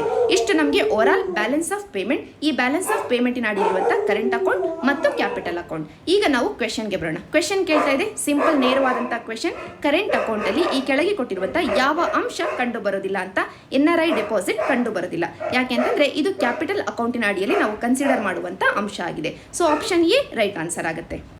ನಂತರ ಈಗ ಸದ್ಯಕ್ಕೆ ಕೋವಿಡ್-19 ಪ್ಯಾಂಡಮಿಕ್ನ ಹಿನ್ನೆಲೆಯಲ್ಲಿ MSME ಸೆಕ್ಟರ್ಗೆ ಸಾಕಷ್ಟು ಹೊಡೆತ ಬಿದ್ದಿದೆ. ಈಗ MSME ಸೆಕ್ಟರ್ ಅನ್ನ ಮೇಲೆತ್ತಲಿಕ್ಕೋಸ್ಕರ ಗವರ್ನಮೆಂಟ್ ಆಫ್ ಇಂಡಿಯಾ ಒಂದು ಎಮರ್ಜೆನ್ಸಿ ಪ್ಲಾನ್ ಅನ್ನ ತರಲಿಕ್ಕೆ ಅಂತ ಮುಂದೆ ಬಂದಿದೆ. ಆ ಎಮರ್ಜೆನ್ಸಿ ಪ್ಲಾನಿಗೆ ಫಂಡಿಂಗ್ ಅನ್ನ ಮಾಡಲಿಕ್ಕೆ ವರ್ಲ್ಡ್ ಬ್ಯಾಂಕ್ ಮುಂದೆ ಬಂದಿದೆ. ಅದರಲ್ಲೂ ವರ್ಲ್ಡ್ ಬ್ಯಾಂಕ್ ಅಲ್ಲಿರುವಂತಹ international bank for reconstruction and development ಮುಂದೆ ಬಂದಿದೆ. ಅದರ ಹಿನ್ನೆಲೆಯಲ್ಲೇ ಈ ವರ್ಲ್ಡ್ ಬ್ಯಾಂಕ್ ಗ್ರೂಪ್ ಅಲ್ಲಿ ಯಾವ ಇನ್ಸ್ಟಿಟ್ಯೂಷನ್ಸ್ ಗಳು ಬರ್ತವೆ ಅನ್ನೋದನ್ನ ನಾವು ವೀಕ್ಲಿ ಕರೆಂಟ್ ಅಫೇರ್ಸ್ ಅಲ್ಲಿ ಅರ್ಥ ಮಾಡ್ಕೊಂಡ್ವಿ. ಒಂದು ಬಾರಿ ರೀಕಾಲ್ ಮಾಡ್ಕೊಳ್ಳೋದಾದ್ರೆ ವರ್ಲ್ಡ್ ಬ್ಯಾಂಕ್ ಗ್ರೂಪ್ ಅಲ್ಲಿ 5 ಇನ್ಸ್ಟಿಟ್ಯೂಷನ್ಸ್ಗಳು ಬರ್ತವೆ. 5ರಲ್ಲಿ ಮೊದಲನೆಯದು international bank for reconstruction and development, ಎರಡನೆಯದು ಇಂಟರ್ನ್ಯಾಷನಲ್ ಡೆವಲಪ್ಮೆಂಟ್ ಅಸೋಸಿಯೇಷನ್, ಮೂರನೆಯದು ದಿ ಇಂಟರ್ನ್ಯಾಷನಲ್ ಫಿನಾನ್ಸ್ ಕಾರ್ಪೊರೇಷನ್, ನಾಲ್ಕನೆಯದು ದಿ ಮಲ್ಟಿಲ್ಯಾಟ್ರಲ್ ಗ್ಯಾರಂಟಿ ಏಜೆನ್ಸಿ, ಐದನೆಯದು the international centre for settlement of investment dispute. ಇದು ನಮಗೆ ಇಂಪಾರ್ಟೆಂಟ್. ಯಾಕೆಂತಂದ್ರೆ ಇನ್ವೆಸ್ಟ್ಮೆಂಟ್ ಡಿಸ್ಪ್ಯೂಟ್ಸ್ಗಳು ಏನಿದಾವೆ, ಫಾರ್ ಎಕ್ಸಾಂಪಲ್ ಇಂಡಿಯನ್ ಎಕಾನಮಿಯಲ್ಲಿ ಬೇರೆ ಬೇರೆ ದೇಶಗಳಿಂದ ಬಂದು ಬಂಡವಾಳ ಹೂಡಿಕೆಯನ್ನ ಮಾಡಿರ್ತಾರೆ. ಆ ಹೂಡಿಕೆಯ ಸಂದರ್ಭದಲ್ಲಿ ಏನಾದರೂ ಡಿಸ್ಪ್ಯೂಟ್ಸ್ಗಳು ಆಗಿದೆ ಆದ್ರೆ ಅವುಗಳನ್ನ ರಿಸಾಲ್ವ್ ಮಾಡ್ಲಿಕ್ಕೋಸ್ಕರ ಇರುವಂತ ಒಂದು ಇನ್ಸ್ಟಿಟ್ಯೂಷನ್ ಇದಾಗಿದೆ. ಆದರೆ ಇದಕ್ಕೆ ಇಂಡಿಯಾ ಭಾಗಿ ಆಗಿಲ್ಲ. ಇದೇ very important point. World bank group ಅಲ್ಲಿ 5 ಇನ್ಸ್ಟಿಟ್ಯೂಷನ್ಸ್ಗಳು ಇದಾವೆ. ಈ 5ರಲ್ಲಿ ಮೊದಲ 4 ಇನ್ಸ್ಟಿಟ್ಯೂಷನ್ಸ್ಗಳಿಗೆ ಇಂಡಿಯಾ ಮೆಂಬರ್ ಆಗಿದೆ. ಆದರೆ ಕೊನೆಯದು ಇನ್ವೆಸ್ಟ್ಮೆಂಟ್ ಡಿಸ್ಪ್ಯೂಟ್ಸ್ ಗಳನ್ನ ಸೆಟಲ್ ಮಾಡ್ಲಿಕ್ಕೆ ಅಂತ ಇರುವಂತ ಇಕ್ಸಿಡ್ ಅನ್ನುವಂತ ಈ ಇನ್ಸ್ಟಿಟ್ಯೂಷನ್ಗೆ ಇಂಡಿಯಾ ಭಾಗಿ ಆಗಿಲ್ಲ. ಈಗ ನಾವು ಕ್ವೆಶ್ಚನ್ಗೆ ಬರೋಣ. ಕ್ವೆಶ್ಚನ್ ನೇರವಾಗಿ ಇದೆ, ವರ್ಲ್ಡ್ ಬ್ಯಾಂಕ್ ಗ್ರೂಪಿನ ಈ ಕೆಳಗಿನ ಯಾವ ಇನ್ಸ್ಟಿಟ್ಯೂಷನ್ಗೆ ಇಂಡಿಯಾ ಮೆಂಬರ್ ಅಲ್ಲ ಅಂತ ಕೇಳ್ತಾ ಇದೆ. ನಮಗೆ ಗೊತ್ತು ಇಕ್ಸಿಡ್ಗೆ ಇಂಡಿಯಾ ಮೆಂಬರ್ ಅಲ್ಲ, ಆದ್ದರಿಂದ ಆಪ್ಷನ್ ಬಿ ರೈಟ್ ಆನ್ಸರ್ ಆಗುತ್ತೆ. ನಂತರ ಇತ್ತೀಚೆಗೆ ಸೆಂಟ್ರಲ್ ಗವರ್ನಮೆಂಟ್ ಸೆಂಟ್ರಲ್ ಝೂ ಅಥಾರಿಟಿಯನ್ನ ರೀಕನ್ಸ್ಟಿಟ್ಯೂಟ್ ಮಾಡ್ತು. ಅದರ ಹಿನ್ನೆಲೆಯಲ್ಲಿ ಈ ಕ್ವೆಶ್ಚನ್ ನ ಕೊಡಲಾಗಿದೆ. ಸೆಂಟ್ರಲ್ ಝೂ ಅಥಾರಿಟಿಯನ್ನು ನಾವು ವೈಲ್ಡ್ ಲೈಫ್ ಪ್ರೊಟೆಕ್ಷನ್ ಆಕ್ಟ್ 1972 ನ ಅಡಿಯಲ್ಲಿ ಎಸ್ಟಾಬ್ಲಿಷ್ ಮಾಡ್ತೀವಿ. ಇದರ ಚೇರ್ಪರ್ಸನ್ ಬಂದು ಯೂನಿಯನ್ ಎನ್ವಿರಾನ್ಮೆಂಟ್ ಮಿನಿಸ್ಟರ್ ಆಗಿರ್ತಾರೆ. ಇದರ ಕೆಲಸ ಏನು ಅಂತಂದ್ರೆ, ಬ್ರಾಡ್ ಆಗಿ ಹೇಳೋದಾದ್ರೆ ಇಂಡಿಯಾದ ಬಯೋಡೈವರ್ಸಿಟಿಯನ್ನ ಸಂರಕ್ಷಣೆ ಮಾಡೋದು. ಅದೇ ಸ್ಪೆಸಿಫಿಕ್ ಆಗಿ ಹೇಳೋದಾದ್ರೆ ಝೂಗಳನ್ನ ರೆಕಗ್ನೈಸ್ ಮಾಡೋದು ಮತ್ತು ರೆಗ್ಯುಲೇಟ್ ಮಾಡೋದು. ಜೊತೆಗೆ ನಮ್ಮ ದೇಶದಲ್ಲಿರುವಂತಹ ಝೂಗಳ ನಡುವೆ ಪ್ರಾಣಿಗಳನ್ನ ಪಕ್ಷಿಗಳನ್ನ ವರ್ಗಾವಣೆ ಮಾಡಬೇಕು ಅಂತಂದ್ರೆ ಅದಕ್ಕೋಸ್ಕರ ರೂಲ್ಸ್ ಗಳನ್ನ ತರೋದು. ಅದೇ ರೀತಿಯಾಗಿ ನಮ್ಮ ದೇಶದಲ್ಲಿರುವಂತಹ ಝೂಗಳು ಬೇರೆ ದೇಶಗಳಲ್ಲಿರುವಂತಹ ಝೂಗಳು ಈ ಝೂಗಳ ನಡುವೆ ಕೂಡ ಪ್ರಾಣಿಗಳನ್ನ ವರ್ಗಾವಣೆ ಮಾಡ್ಲಿಕ್ಕೋಸ್ಕರ ರೂಲ್ಸ್ ಗಳನ್ನ ತರೋದು ಈ ಒಂದು ಅಥಾರಿಟಿಯ ಕೆಲಸ ಆಗಿದೆ. ಆದ್ದರಿಂದ ಈ ಸೆಂಟ್ರಲ್ ಝೂ ಅಥಾರಿಟಿ ನಮಗೆ ಇಂಪಾರ್ಟೆಂಟ್ ಟಾಪಿಕ್ ಆಗುತ್ತೆ. ಈಗ ಕ್ವೆಶ್ಚನ್ ಅನ್ನ ನೋಡೋಣ. ಮೊದಲನೇ ಸ್ಟೇಟ್ಮೆಂಟ್ ಹೇಳುತ್ತೆ ಇದು ಒಂದು ಸ್ಟ್ಯಾಟ್ಯೂಟರಿ ಬಾಡಿ, ಎನ್ವಿರಾನ್ಮೆಂಟ್ ಪ್ರೊಟೆಕ್ಷನ್ ಆಕ್ಟಿನ ಅಡಿಯಲ್ಲಿ ಎಸ್ಟಾಬ್ಲಿಷ್ ಆಗಿದೆ ಅಂತ. ಇದು ರಾಂಗ್ ಸ್ಟೇಟ್ಮೆಂಟ್ ಆಗುತ್ತೆ. ಯಾಕೆಂತಂದ್ರೆ ಇದನ್ನ ನಾವು ಎಸ್ಟಾಬ್ಲಿಷ್ ಮಾಡೋದು ವೈಲ್ಡ್ ಲೈಫ್ ಪ್ರೊಟೆಕ್ಷನ್ ಆಕ್ಟ್ 1972 ನ ಅಡಿಯಲ್ಲಿ. ನಂತರ ಇದೇ ಸ್ಟೇಟ್ಮೆಂಟ್ ಎರಡನೇ ಪಾಯಿಂಟ್ ಅನ್ನ ಹೇಳುತ್ತೆ, ಈ ಅಥಾರಿಟಿಗೆ ಯೂನಿಯನ್ ಎನ್ವಿರಾನ್ಮೆಂಟ್ ಮಿನಿಸ್ಟರ್ ಚೇರ್ಪರ್ಸನ್ ಆಗಿರ್ತಾರೆ ಅಂತ. ಇದು ಸರಿಯಾದ ಭಾಗ. ಆದರೆ ಓವರ್ ಆಲ್ ಸ್ಟೇಟ್ಮೆಂಟ್ ಅಲ್ಲಿ ಈ ಮೊದಲನೇ ಭಾಗ ರಾಂಗ್ ಆಗಿರೋದ್ರಿಂದ ಸ್ಟೇಟ್ಮೆಂಟ್ ನಮಗೆ ರಾಂಗ್ ಆಗುತ್ತೆ. ನಂತರ ಎರಡನೇ ಸ್ಟೇಟ್ಮೆಂಟ್ ಹೇಳುತ್ತೆ, ಈ ಸೆಂಟ್ರಲ್ ಝೂ ಅಥಾರಿಟಿ ಇಂಡಿಯಾ ಮತ್ತು ಫಾರಿನ್ ಝೂಗಳ ನಡುವೆ ಅನಿಮಲ್ಸ್ ಗಳನ್ನ ಎಕ್ಸ್ಚೇಂಜ್ ಮಾಡ್ಕೊಳ್ಳಿಕ್ಕೆ, ಪ್ರಾಣಿಗಳನ್ನ ವರ್ಗಾವಣೆ ಮಾಡಲಿಕ್ಕೆ ಅಪ್ರೂವಲ್ ಅನ್ನ ಕೊಡುತ್ತೆ ಅಂತ. ಇದು ಸರಿಯಾದ ಸ್ಟೇಟ್ಮೆಂಟ್. ಆದ್ದರಿಂದ ಈ ಪರ್ಟಿಕ್ಯುಲರ್ ಕ್ವೆಶ್ಚನ್ ಗೆ ರೈಟ್ ಆನ್ಸರ್ ಬಂದು ಇನ್ಕರೆಕ್ಟ್ ಸ್ಟೇಟ್ಮೆಂಟ್ಸ್ ಗಳು ನಮಗೆ ಬೇಕಾಗಿರೋದ್ರಿಂದ ಆಪ್ಷನ್ ಎ ಒನ್ ಓನ್ಲಿ ಆಗುತ್ತೆ. ಈಗ ಸೆಂಟ್ರಲ್ ಝೂ ಅಥಾರಿಟಿಯ ಬಗ್ಗೆ ಇಷ್ಟು ಬೇಸಿಕ್ ಡೀಟೇಲ್ಸ್ ನಮಗೆ ತಿಳಿದಿದ್ರೆ ಸಾಕಾಗುತ್ತೆ ಪ್ರಿಲಿಮ್ಸ್ ಪರ್ಸ್ಪೆಕ್ಟಿವ್ ಅಲ್ಲಿ. ನಂತರ ಇತ್ತೀಚೆಗೆ ನ್ಯಾಷನಲ್ ಜೀನ್ ಬ್ಯಾಂಕಿನ ವಿಷಯವಾಗಿ ಒಂದು MOU ಸಹಿ ಮಾಡಲಾಗಿದೆ ಅಂತ PIBಯಲ್ಲಿ ಬಂದಂತ ಈ ಆರ್ಟಿಕಲ್ ಹೇಳ್ತು.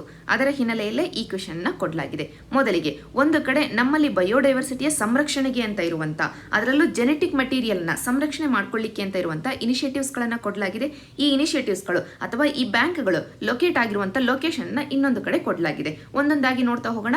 ಈ ಮೂರು ನಮಗೆ ಇಂಪಾರ್ಟೆಂಟ್ ಎಕ್ಸಾಮ್ ಪರ್ಸ್ಪೆಕ್ಟಿವ್ ಅಲ್ಲಿ. ಮೊದಲಿಗೆ ನ್ಯಾಷನಲ್ ಅನಿಮಲ್ ಜೀನ್ ಬ್ಯಾಂಕ್ ನಮ್ಮ ದೇಶದಲ್ಲಿರುವಂತಹ ಪ್ರಾಣಿಗಳ ಜೆನೆಟಿಕ್ ಮಟೀರಿಯಲ್ ಅನ್ನ, ಅದರಲ್ಲೂ ಜಾನುವಾರುಗಳ ಜೆನೆಟಿಕ್ ಮಟೀರಿಯಲ್ ಅನ್ನ ಸಂರಕ್ಷಣೆ ಮಾಡ್ಲಿಕ್ಕೋಸ್ಕರ ಇರುವಂತ ಒಂದು ಬ್ಯಾಂಕ್ ಇದಾಗಿದೆ. ಇದು ಲೊಕೇಟ್ ಆಗಿರೋದು ಹರಿಯಾಣದ ಕರ್ನಾಲ್ ಅನ್ನುವಂತ ಪ್ರದೇಶದಲ್ಲಿ. ಸರಿಯಾಗಿ ಮ್ಯಾಚ್ ಆಗಿದೆ. ಎರಡನೇದು ಇಂಡಿಯಾ ಸೀಡ್ ಓಲ್ಟ್, ಇಂಡಿಯಾದಲ್ಲಿರುವಂತಹ ಸೀಡ್ ಬೀಜಗಳ ವೆರೈಟಿ ಏನಿದೆ, ಈ ವೆರೈಟಿಗಳ ಜೆನೆಟಿಕ್ ಮೆಟೀರಿಯಲ್ ಅನ್ನ ಒಂದು ಕಡೆ ಸ್ಟೋರ್ ಮಾಡ್ಕೊಳ್ಳಿಕ್ಕೋಸ್ಕರ ನಾವು ಎಸ್ಟಾಬ್ಲಿಷ್ ಮಾಡಿರುವಂತ ಒಂದು ಜೀನ್ ಬ್ಯಾಂಕ್ ಅಂತಾನೆ ಹೇಳಬಹುದು. ಸೀಡ್ಸ್ ಗಳಿಗೋಸ್ಕರನೇ ಇರುವಂತ ಒಂದು ಜೀನ್ ಬ್ಯಾಂಕ್. ಇದು ಲೊಕೇಟ್ ಆಗಿರೋದು ಇವತ್ತಿನ ಲಡಾಖ್ ಯೂನಿಯನ್ ಟೆರಿಟರಿಯ ಚಾಂಗ್ಲಾ ಅನ್ನುವಂತ ಪ್ರದೇಶದಲ್ಲಿ. ಆದ್ದರಿಂದ ಇದು ಕೂಡ ಸರಿಯಾಗಿ ಮ್ಯಾಚ್ ಆಗಿದೆ. ಯಾವ ರೀತಿಯಾಗಿ ಇಂಡಿಯಾ ತನ್ನ ಶೀತಲ ಪ್ರದೇಶ, ಸಾಕಷ್ಟು ಕಡಿಮೆ ಟೆಂಪರೇಚರ್ ಅನ್ನ ಹೊಂದಿರುವಂತ ಲಡಾಖ್ ನಂತ ಏರಿಯಾದಲ್ಲಿ ತನ್ನದೇ ಆದಂತ ಸೀಡ್ ಬ್ಯಾಂಕ್ ಅನ್ನ ಹೊಂದಿದ್ಯೋ, ಅದೇ ರೀತಿಯಾಗಿ ಗ್ಲೋಬಲಿ ಒಂದು ಸೀಡ್ ಬ್ಯಾಂಕ್ ಇದೆ. ಅದೇ ಸ್ವಾಲ್ಬಾರ್ಡ್ ಗ್ಲೋಬಲ್ ಸೀಡ್ ಓಲ್ಟ್. ಇದು ಲೊಕೇಟ್ ಆಗಿರೋದು ನಾರ್ವೆ ದೇಶದಲ್ಲಿ. ಆದ್ದರಿಂದ ಸಿಯಾಚಿನ್ ಅಲ್ಲಿ ಅಲ್ಲ. ಇದು ರಾಂಗ್ ಆಗಿ ಮ್ಯಾಚ್ ಆಗಿದೆ. ಸ್ವಾಲ್ಬಾರ್ಡ್ ಗ್ಲೋಬಲ್ ಸೀಡ್ ಓಲ್ಟ್ ಅನ್ನೋದು ಗ್ಲೋಬಲ್ ಇನಿಷಿಯೇಟಿವ್ ಆಗಿದೆ. ಇಂಡಿಯಾ ಸ್ಪೆಸಿಫಿಕ್ ಆಗಿರುವಂತಹ ಸೀಡ್ ಓಲ್ಟ್ ಬಂದು ಚಾಂಗ್ಲಾದಲ್ಲಿ ಲೊಕೇಟ್ ಆಗಿದೆ. ಆದ್ದರಿಂದ ಮೂರನೇ ಪೇರ್ ಸರಿಯಾಗಿ ಮ್ಯಾಚ್ ಆಗಿಲ್ಲ. ರೈಟ್ ಆನ್ಸರ್ ಬಂದು ಕರೆಕ್ಟ್ಲಿ ಮ್ಯಾಚ್ಡ್ ಪೇರ್ ಬೇಕಾಗಿರೋದ್ರಿಂದ ಆಪ್ಷನ್ ಬಿ 1 and 2 ಓನ್ಲಿ ಆಗುತ್ತೆ. ನಂತರ ಸ್ವಚ್ಛ ಭಾರತ್ ಅಭಿಯಾನ ಅಡಿಯಲ್ಲಿ ಪ್ರತಿ ವರ್ಷ ನಾವು ಆನ್ಯುವಲ್ ಸರ್ವೆ ಒಂದನ್ನ ಕಂಡಕ್ಟ್ ಮಾಡ್ತೀವಿ. ಸ್ವಚ್ಛ ಸರ್ವೇಕ್ಷಣ್ ಅಂತ. ಸಿಟಿಗಳನ್ನ ರ್ಯಾಂಕ್ ಮಾಡ್ಲಿಕ್ಕೋಸ್ಕರ ಸಿಟಿಗಳು ಸ್ವಚ್ಛತೆಯ ವಿಷಯವಾಗಿ, ಕ್ಲೀನ್ಲಿನೆಸ್, ಹೈಜೀನ್, ಸ್ಯಾನಿಟೇಷನ್ ನ ವಿಷಯವಾಗಿ ಎಷ್ಟರ ಮಟ್ಟಿಗೆ ಪರ್ಫಾರ್ಮ್ ಮಾಡ್ತಿದ್ದಾವೆ ಅನ್ನುವ ವಿಷಯವಾಗಿ ಸಿಟಿಗಳನ್ನ ರ್ಯಾಂಕ್ ಮಾಡ್ಲಿಕ್ಕೋಸ್ಕರ ಸ್ವಚ್ಛ ಸರ್ವೇಕ್ಷಣ್ ಪ್ರತಿ ವರ್ಷ ತಗೊಂಡ್ ಬರ್ತೀವಿ. ಈಗ ಈ ಟಾಪ್ ಪರ್ಫಾರ್ಮಿಂಗ್ ಸಿಟಿಗಳು ಅಂತ ಏನಿದಾವೆ, ಇವುಗಳಿಗೆ ಪುರಸ್ಕಾರವನ್ನ ಕೊಡ್ಲಿಕ್ಕೋಸ್ಕರ ಒಂದು ಹೊಸ ಕೆಟಗರಿ ಆಫ್ ಅವಾರ್ಡ್ಸ್ ಅನ್ನ ನಾವು ತಗೊಂಡ್ ಬಂದಿದ್ದೀವಿ. ಪ್ರೇರಕ್ ದೌರ್ ಸಮ್ಮಾನ್ ಅಂತ. ಈ ಅವಾರ್ಡ್ಸ್ ಗಳನ್ನ ತಂದಿರೋದು ಯಾರು ಅಂತಂದ್ರೆ ministry of housing and urban affairs. So ಈಗ ನಮಗೆ ಎಕ್ಸಾಮ್ ಪರ್ಸ್ಪೆಕ್ಟಿವ್ ಅಲ್ಲಿ ಈ ಪ್ರೇರಕ್ ದೌರ್ ಸಮ್ಮಾನ್ ಅವಾರ್ಡ್ಸ್ ಗಳ ಬಗ್ಗೆ ಮೊದಲಿಗೆ ಯಾವ ಫೀಲ್ಡ್ ಅಲ್ಲಿ ಈ ಅವಾರ್ಡ್ಸ್ ಗಳನ್ನ ಕೊಡ್ಲಾಗ್ತಾ ಇದೆ, ಯಾರು ಈ ಅವಾರ್ಡ್ಸ್ ಗಳನ್ನ ತಂತಾರೆ, ಎರಡೇ ಆಸ್ಪೆಕ್ಟ್ ಗಳು ನಮಗೆ ನೆನಪಿರಬೇಕಾಗಿರೋದು. ಯಾವ ಫೀಲ್ಡ್ ಅಲ್ಲಿ ಅಂತಂದ್ರೆ ಸ್ವಚ್ಛ ಸರ್ವೇಕ್ಷಣೆಯ ವಿಷಯವಾಗಿ ಯಾರು ಇದನ್ನ ತಂದಿರೋದು ಅಂತಂದ್ರೆ ministry of housing and urban affairs. ಅದರಿಂದ ಈ ಪರ್ಟಿಕ್ಯುಲರ್ ಕ್ವೆಶ್ಚನ್ಗೆ ರೈಟ್ ಆನ್ಸರ್ ಬಂದು ಆಪ್ಷನ್ ಬಿ ಆಗುತ್ತೆ. ನಂತರ ಇದೇ ವಾರ ಸೆಂಟ್ರಲ್ ಗವರ್ನಮೆಂಟ್ ಹೇಳುತ್ತೆ ಇಂಡಿಯಾದ ಲಾಜಿಸ್ಟಿಕ್ಸ್ ಸೆಕ್ಟರ್ಗೆ ಅಂತಾನೆ ಹೇಳಿ ಒಂದು ಸ್ಪೆಸಿಫಿಕ್ ಕಾನೂನನ್ನು ನಾವು ತಗೊಂಡ್ ಬರ್ತೀವಿ ಅಂತ. ಅದರ ಹಿನ್ನೆಲೆಯಲ್ಲೇ ನಾವು ವೀಕ್ಲಿ ಕರೆಂಟ್ ಅಫೇರ್ಸ್ ಅಲ್ಲಿ ನೋಡಿದ್ವಿ ಲಾಜಿಸ್ಟಿಕ್ಸ್ ಸ್ಪೆಸಿಫಿಕ್ ಆಗಿರುವಂತ ಒಂದು ಇಂಡೆಕ್ಸ್, ಲಾಜಿಸ್ಟಿಕ್ಸ್ ಪರ್ಫಾರ್ಮೆನ್ಸ್ ಇಂಡೆಕ್ಸಿನ ಬಗ್ಗೆ. ಅದರ ಹಿನ್ನೆಲೆಯಲ್ಲೇ ಈ ಕ್ವೆಶ್ಚನ್ ನ ಕೊಡಲಾಗಿದೆ. ಸಿಂಪಲ್ ನೇರವಾದಂತಹ ಕ್ವೆಶ್ಚನ್. ಈ ಲಾಜಿಸ್ಟಿಕ್ ಪರ್ಫಾರ್ಮೆನ್ಸ್ ಇಂಡೆಕ್ಸ್ ಅನ್ನ ಯಾರು ರಿಲೀಸ್ ಮಾಡ್ತಾರೆ ಅಂತ ವರ್ಲ್ಡ್ ಬ್ಯಾಂಕ್ ರಿಲೀಸ್ ಮಾಡುತ್ತೆ. ಲಾಜಿಸ್ಟಿಕ್ ಪರ್ಫಾರ್ಮೆನ್ಸ್ ಇಂಡೆಕ್ಸ್ ಏನ್ ಹೇಳುತ್ತೆ ಅಂತಂದ್ರೆ ನಮ್ಮ ದೇಶದಲ್ಲಿ ವಸ್ತುಗಳನ್ನ ಸರಕುಗಳನ್ನ ಸಾಗಾಟ ಮಾಡುವ ವಿಷಯದಲ್ಲಿ ಎಷ್ಟು ಸುಲಭವಾಗಿ ಈ ಸಾಗಾಟ ಆಗತ್ತೆ, ಎಷ್ಟು ಕಡಿಮೆ ಕಾಸ್ಟ್ ಅಲ್ಲಿ ಈ ಸಾಗಾಟ ಆಗತ್ತೆ, ಎಷ್ಟು ಸೇಫ್ಟಿ ಇರುತ್ತೆ ನಾವು ಸಾಗಾಟ ಮಾಡ್ತಿರುವಂತಹ ಸರಕುಗಳಿಗೆ, ಒಟ್ಟಾರೆಯಾಗಿ ಎಷ್ಟು ಸ್ಮೂತ್ ಆಗಿ ಈ ಒಂದು ಟ್ರಾನ್ಸಾಕ್ಷನ್ ಆಗುತ್ತೆ, ಎಷ್ಟು ಸ್ಮೂತ್ ಆಗಿ ನಾವು ಲಾಜಿಸ್ಟಿಕ್ಸ್ ಅನ್ನ ಬಳಕೆ ಮಾಡ್ಕೊಳ್ಬಹುದು ಅನ್ನೋದನ್ನ ಈ ಇಂಡೆಕ್ಸ್ ಹೇಳುತ್ತೆ. ಸೊ ನಮಗೆ ಎಕ್ಸಾಮ್ ಪರ್ಸ್ಪೆಕ್ಟಿವ್ ಅಲ್ಲಿ ಲಾಜಿಸ್ಟಿಕ್ ಪರ್ಫಾರ್ಮೆನ್ಸ್ ಇಂಡೆಕ್ಸ್ ಅನ್ನ ಯಾರು ರಿಲೀಸ್ ಮಾಡ್ತಾರೆ ಅಂತ ಕೇಳಿದ್ರೆ ವರ್ಲ್ಡ್ ಬ್ಯಾಂಕ್ ಅಂತ ನೆನಪಿರಬೇಕು. ನಂತರ ಕೊನೆಯಲ್ಲಿ ಪ್ರಾಕ್ಟೀಸ್ ಕ್ವೆಶನ್ಸ್ ಗಳನ್ನ ನೋಡೋದಾದ್ರೆ ಚೈನಾ ಮತ್ತು ಭೂತಾನ್ ನಡುವೆ, ಭೂತಾನ್ ದೇಶದ ಸಾಂಗ್ಟೆಂಗ್ ವೈಲ್ಡ್ ಲೈಫ್ ಸ್ಯಾಂಚುರಿಯನ್ನ ಚೈನಾ ಹೇಳುತ್ತೆ ಬಾರ್ಡರ್ ಡಿಸ್ಪ್ಯೂಟ್ ಅಲ್ಲಿ ಇರುವಂತ ಪ್ರದೇಶ ಅಂತ. ಯಾವ ಸಂದರ್ಭದಲ್ಲಿ ಚೈನಾ ಹೇಳುತ್ತೆ ಅಂತಂದ್ರೆ ಈ ಸಾಂಗ್ಟೆಂಗ್ ವೈಲ್ಡ್ ಲೈಫ್ ಸ್ಯಾಂಚುರಿಗೆ ಭೂತಾನ್ ಗ್ಲೋಬಲ್ ಎನ್ವಿರಾನ್ಮೆಂಟ್ ಫೆಸಿಲಿಟಿಯಿಂದ ಏಡ್ ಅನ್ನ ಪಡ್ಕೊಳ್ಳಿಕ್ಕೆ ಅಂತ ಹೋದಾಗ ಆ ಸಂದರ್ಭದಲ್ಲಿ ಚೈನಾ ಈ ಕನ್ಸರ್ನ್ ಅನ್ನ ರೈಸ್ ಮಾಡುತ್ತೆ. ಅದರ ಹಿನ್ನೆಲೆಯಲ್ಲೇ ಈ ಗ್ಲೋಬಲ್ ಎನ್ವಿರಾನ್ಮೆಂಟ್ ಫೆಸಿಲಿಟಿಯ ಬಗ್ಗೆ ವೀಕ್ಲಿ ಕರೆಂಟ್ ಅಫೇರ್ಸ್ ಅಲ್ಲಿ ಇನ್ ಡೀಟೇಲ್ಡ್ ಆಗಿ ನಾವು ಡಿಸ್ಕಸ್ ಮಾಡಿದ್ವಿ. ಅದರ ಹಿನ್ನೆಲೆಯಲ್ಲಿ ಈ ಕ್ವೆಶ್ಚನ್ ನ ಕೊಡಲಾಗಿದೆ. 2014ನೇ ಪ್ರಿಲಿಮ್ಸ್ ಅಲ್ಲಿ UPSC ಕೇಳಿದಂತ ಕ್ವೆಶ್ಚನ್ ಇದು.